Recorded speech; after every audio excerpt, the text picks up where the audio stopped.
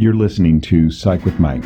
For more episodes or to connect with the show with comments, ideas, or to be a guest, go to www.psychwithmike.com. Follow the show on Twitter @PsychWithMike or like the Facebook page @PsychWithMike. Now, here's Psych with Mike.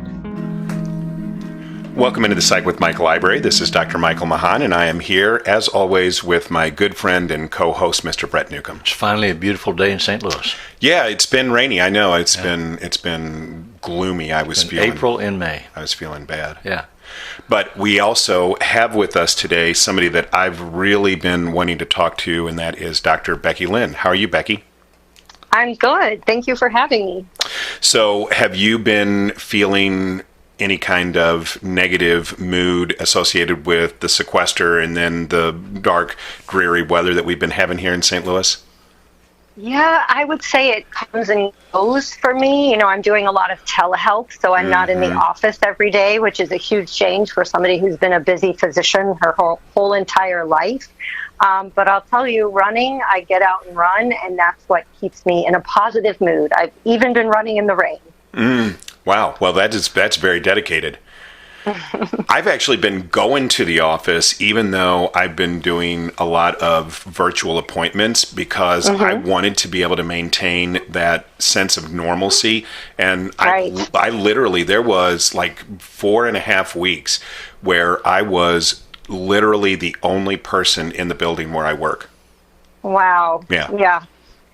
Don't you find that isolating? Well, I mean, I'm in a room by myself, usually with one other person my whole life. So, Right. so that's isolating in and of itself. But I liked it because I still was able to keep my regular schedule. Because if I would have tried to work from home, I would have been thinking about my dogs and doing a load of laundry and. Yeah. So. I've actually moved my day maybe an hour or two forward, so I stay up later and get up later. So that's been working out well then. Yeah, it seems to work. It's going to be hard to go back to getting up early. And that's what I was afraid of, is that I think that there's going to be a huge disconnect for people when as things start to open back up and people start to go back to their old schedules, and they're going to have to get used to that all over again. Yep. So the reason that we wanted to have you on was because you specifically work in an area of medicine that I've been very interested in. I have worked with a lot of clients where after a certain age, and whether that is premenopause or even postmenopause, and not always the female, but people's whatever their routine, their lives change. People aren't interested always in the things that they were interested in before, and sometimes there's even medical issues that are involved in having sex that make it less desirable. And then the change that comes upon the couple is being dictated by one of the partners, but the other partner feels like they didn't really have a choice, and that becomes a real issue. And so this is the area that you work in, and I really wanted to get your opinion on this and kind of flesh this out and talk about it and see if there's anything that from a medical perspective is different than what we think about doing when we're talking to people in psychotherapy. Before you go there, could you give us a little information, because Mike didn't do it, about your credentials, your specialization? What is your area of expertise? That's why you're the co-host. Yeah. Right. So, I'm Dr. Becky Lynn. I am the director of the Evora Center for Menopause and Sexual Health. I'm an OBGYN by training. I don't do obstetrics anymore. I just do gynecology. And I really specialize in sexual problems in women. That's sort of one area, but then also menopause and some of the changes of menopause that, I specialize in all the changes of menopause, but there's a huge overlap between sexual problems and menopause, because when you go through menopause, your hormones change, and that can cause painful sex, low libido, and so there's a big overlap, but that's what I specialize in. I'm also a sex counselor, so I did some training at medical sex therapy institutes in Florida, and that has really helped me treat the patient as a whole, treat the woman as a whole, because I can look at the physiologic from the gynecology standpoint, but then I'm not a psychotherapist by no means, but I can also sort of get to the bottom of psychological things in terms of like relationship or communication issues, or, I can ask about sexual trauma. I am by no means an expert in that. I can refer on when I see there's a need, but I feel like that sexual counseling training has really helped me treat a woman as a whole person rather than, oh, it's just your hormones. Because most of the time, sexual problems, while hormones are contributors, there's so many things that factor into your sex life. And that's really something that I want to try and understand better. If a woman's hormones change, is there a concomitant then actual physiological change in her body?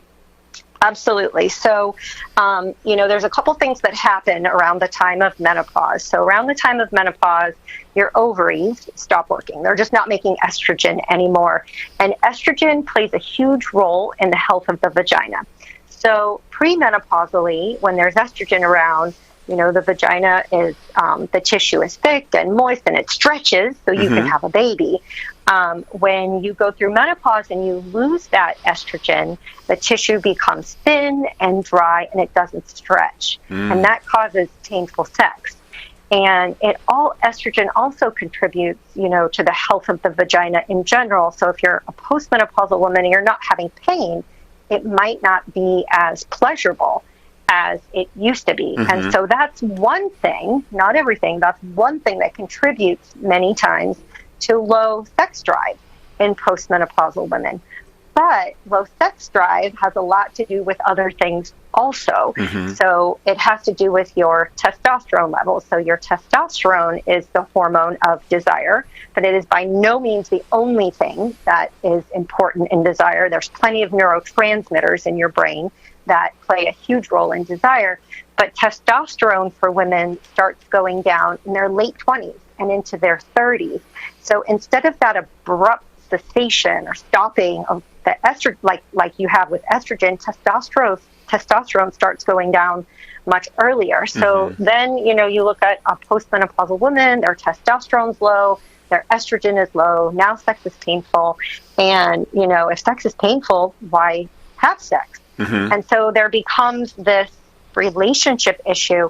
And some people, instead of saying, oh, the woman has low sex drive, a lot of times women come in and they say, what's wrong with me? I think many times the better way to look at it is there's this desire discrepancy, So men and women's desire is more, their level of it is more closely matched when they're younger, mid-20s.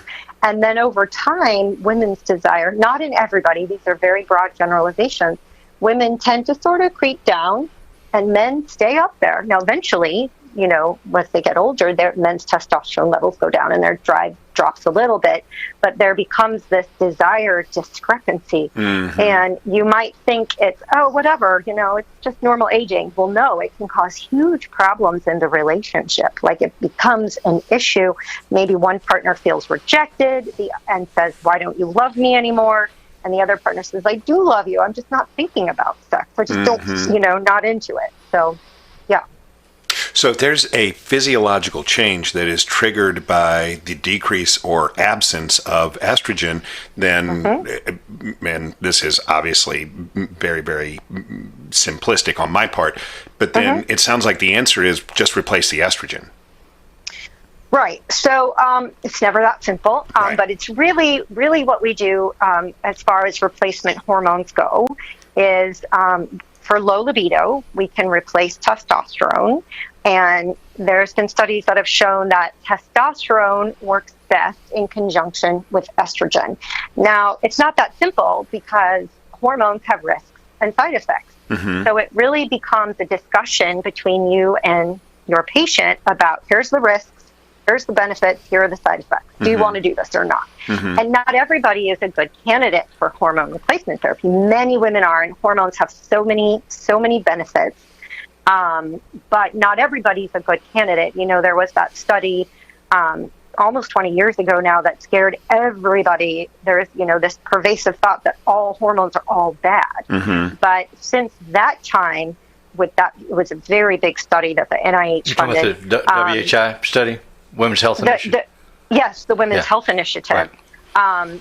Where that made everybody believe hormones are bad. Mm-hmm. And since that study, they've continued to collect data and looked at, they've broken it down by age groups. And they found that women between the ages of 50 and 59, or within 10 years of their last menstrual period, actually have a decreased risk of heart attacks when they use hormones. Mm-hmm. So when they use estrogen. The question of hormones, you have to have that discussion with your patient. But it's not that simple, because you need to ask about the relationship. Mm-hmm. Because even in a good relationship, once there are sexual problems, you can have some big communication issues. Mm-hmm. And then other things play a role, like fatigue, stress, depression, other chronic medical conditions.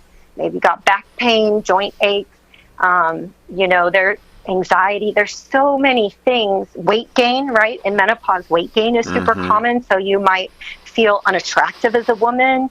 So when I see my patients, it's an hour-long visit, which is like unheard of in medicine these days. Absolutely. But I do spend an hour with my patients going through all of the things that contribute.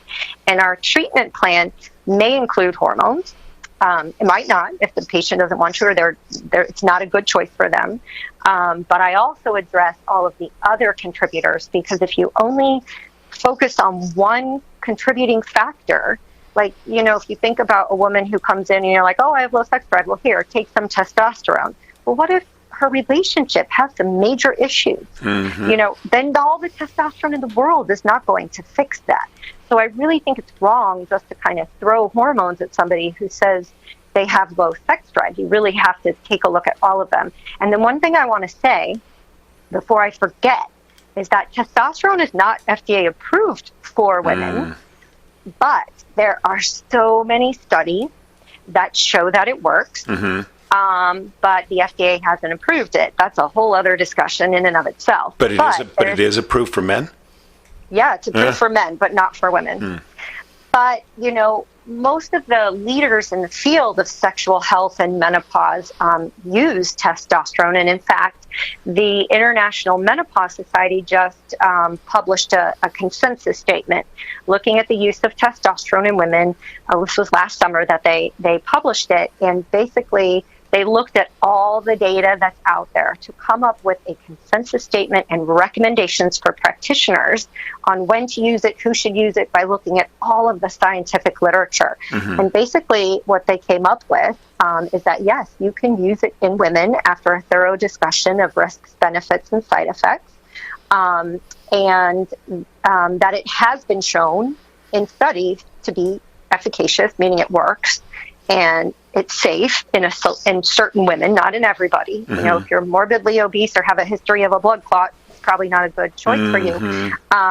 But you can use testosterone, and the goal that they recommend is that you put a woman's testosterone in the normal premenopausal range, not in the super physiologic range. The idea is not to give them male range testosterone, because that has a lot of side effects, and some of those are permanent, like deepening of the voice is permanent, and they might develop male pattern baldness. So in the consensus statement, they recommend using testosterone, like male things that are FDA approved for male, but in women doses. And they want you to keep it in the premenopausal range. So if you replace these hormones for women, and does that reverse these vaginal changes, or is it only like putting a Band-Aid on something? Oh no. So when you want to fix the vaginal changes, so estrogen is really the way to go to fix the vaginal changes, although there are testosterone receptors in the vagina. So there is a product that's a vaginal suppository that gets converted to estrogen and testosterone in the vagina. But there's also many products that are just estrogen. several of them. And really, I jokingly say it's the fountain of youth for the vagina, because you can dramatically reverse those changes due to menopause by using estrogen or low-dose vaginal hormones. There are a couple other products out there that are similar that do the same thing. And it's amazing the difference that even you can see during a routine exam, how much the vagina changes when there are hormones around. I mean, it brings the elasticity back, because, you need that elasticity to have sex comfortably. There's more blood flow, there's more nerve growth. The cells that create the lubrication grow back. So really, you can easily fix the vaginal dryness, which leads to painful sex in a postmenopausal woman. And the good news is those vaginal products, and systemic products will do it too, like a pill or a patch. But those vaginal products do not increase your risk for blood clot, heart attack, stroke, or breast cancer. And so I think a lot of women are afraid of them. They hear the word hormones and they're like, oh my God, breast cancer. They've never been shown to cause breast cancer, ever. No, but that was the impact of the WHI study, which they canceled halfway through. And they said, oh, it's too dangerous. And everybody in the world said, oh my God, we'll all get breast cancer. And so for 20 years, women have been terrified of that. Right, because in that study, and it only looked at one formulation of hormones, which was Prem Pro, so one type of estrogen and one type of progesterone, that showed an increased risk of breast cancer in women on the estrogen and progesterone together, not on estrogen alone. So women on the estrogen alone who had a hysterectomy, who didn't need the progesterone part, had a decreased risk for breast cancer, although it wasn't statistically significant. But it only looked at that one formulation. And so over the last 20 years, I believe we've moved away from using that progesterone that was used in the WHI, which is called Provera. And so I really only use a micronized progesterone, and there is published data that's a meta-analysis. So it looked at several other studies and combined all the data and showed that there was not an increased risk over 5 years in women using this micronized progesterone. So I don't do the Provera. I tend to do the Prometrium, or it's micronized progesterone. So you got some? Okay. Sorry. So that was a lot of information. Yeah. Let's assume, for the sake of argument, that a woman or even a couple were to come to you and they were to get on a course of treatment that would include these hormones, and then at that point, I'm assuming that what we're then saying is that you treat the issues associated with painful sex. So the woman would theoretically have less pain, but that doesn't necessarily automatically mean that their sex life is going to return to normal. No, absolutely. So people develop patterns, and if you have a disparate desire level, then you make accommodations, you make adjustments in your cueing, in your signaling, in your cultural understanding of what's going on between you sexually. Right. And so then if you get your libido back, you're going to be signaling differently or responding differently, and you have to make those adaptations. So you need to be able to communicate. You have to talk to each other. Even just because the difficulties with sex physiologically are ameliorated, that doesn't necessarily mean your libido comes back. That's so true, because it's kind of a learned behavior. So there's other things that you need to do to sort of get your libido back. So a lot of times I will recommend that people sex, put it on the calendar, because what happens is, they get busy, or if you have kids and you're busy with kids and you work and you get in bed at 11 o'clock, you're exhausted. That's not a good time to have sex. So your partner tries to initiate and you're like, oh my God, leave me alone. And now you're like intentionally not going to bed at the same time as your partner because you're exhausted. You want to be left alone. And then your partner keeps trying, and then eventually he feels rejected, and then he stops trying. I mean, it's just this downward spiral. And couples grow apart when there isn't intimacy. And so, a lot of times I will recommend schedule sex, put it on the calendar. This is what you need to do, and consider it an erotic play date. instead of, oh my gosh, I have to do this. And there are other things you can do. So another concept that I think is really important is in women, arousal tends to come before desire. So in general, women are, not always, this isn't the rule, but in general, women have more of a responsive desire. And men have more of a spontaneous desire where they're like, oh, I feel like having sex. Or, and women, they may not be thinking about it all the time, but when they're getting what they need emotionally, that's a question I always ask, are you getting what you need emotionally in the relationship? Then they're more responsive to a hug or a kiss, or maybe your needs are met, or he took out the trash. And I'm being really heteronormative here. I'm saying he and she, but this, you can generalize these types of situations. The relationship role, all genders. And everybody plays one role or the other. Right. So, I think scheduling sex is important. Then the second thing I want to say that I think is very important to libido is that the person with the lower desire needs to be getting something out of the sexual experience, because if they're not, why bother? So what tends to happen in many couples is this concept of duty sex, where the woman's like, oh, I know my husband needs this, so I'm just going to have sex. And she's really thinking, just get this over with.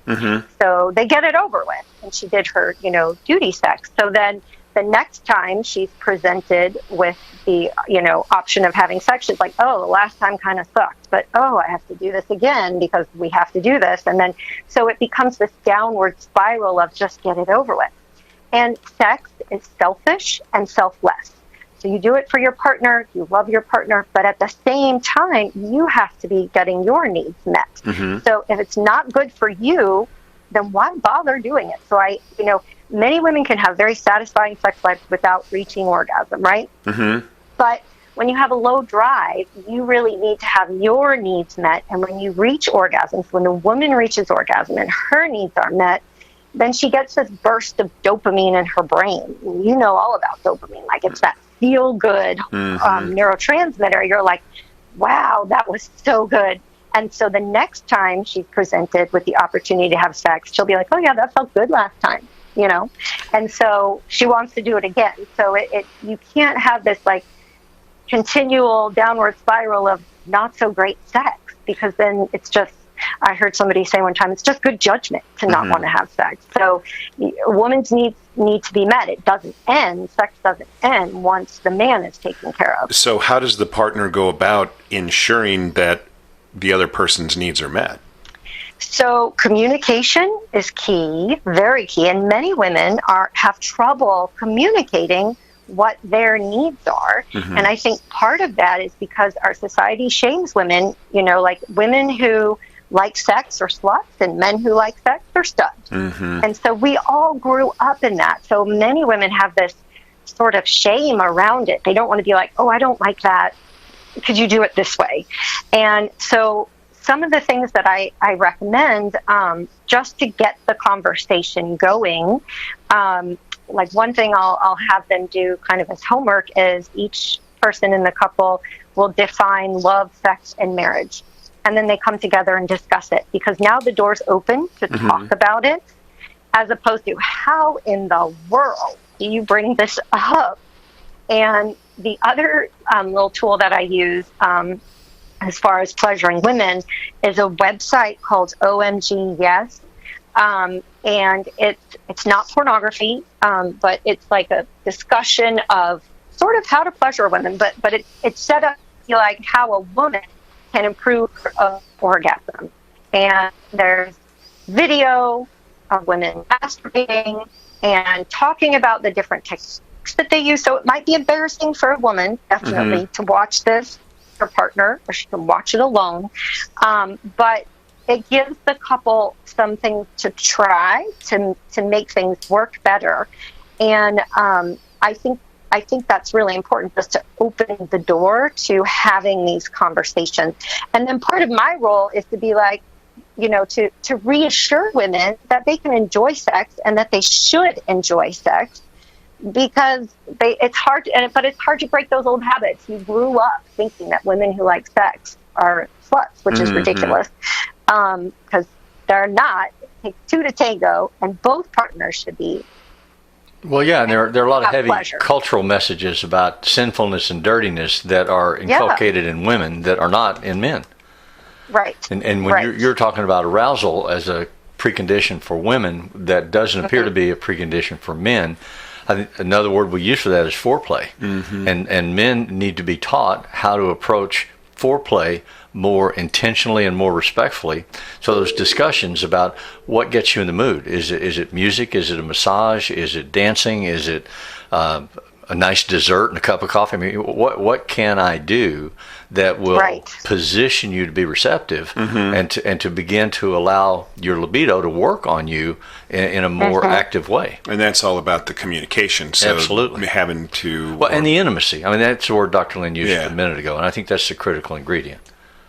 Yeah, I totally agree with the idea. The foreplay for women in general is so important, and I feel like it a lot of times gets lost, especially in long-term relationships where it's we're married, the kids went to sleep, we better just have sex now. You're squeezing it in. This is Saturday morning at 8 o'clock. This is when we always do it. Where are you? Yep. So that's different. That kind of scheduled sex is accidentally scheduled because of your rhythms is different from the one that you were talking about when trying to reverse the disparate need imbalances. It is different because you want to make it what's the word I'm looking for, instead of just let's just hurry up and get it over with because the kids are sleeping.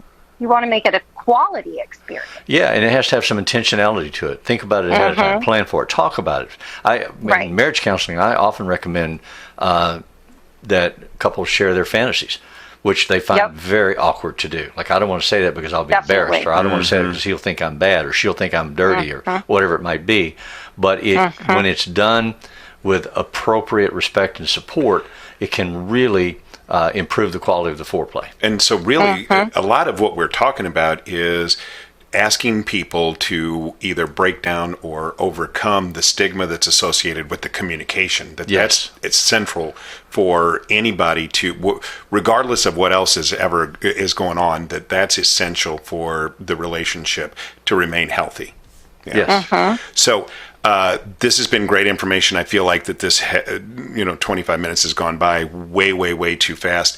I appreciate so much, Dr. Lynn, you being on with us. We would love to have you back in the future because this obviously is not something that can be comprehensively discussed in just 1/2 hour.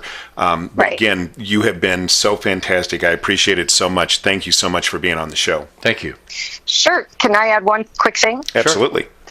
So I am in the St. Louis area. I'm actually in Chesterfield at St. Luke's. You can schedule an appointment with me. My phone number is 314-934-0551. That's 314-934-0551. And I also have various social media areas, Facebook. I have YouTube videos. If you search Dr. Becky Lynn, I'm on Twitter. I'm on Instagram.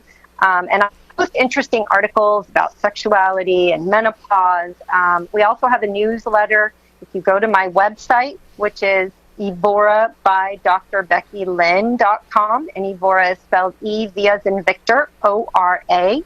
The doctor is D-R. So it's Evora by DrBeckyLynn.com. You can sign up for our newsletter. On my website is also a blog where I write interesting information. So if you're interested in learning more about this, check out my website, and we are taking new patients. We have a fantastic membership program where we really work with couples to get them back to the intimate life that they desire. And I always include information, so I'll have your website and your phone number and other information so that people can get a hold of you or just get more information about you on the show notes. So that's always on there. Fantastic. So thank you again. And as always, if it's Friday, it's Psych with Mike.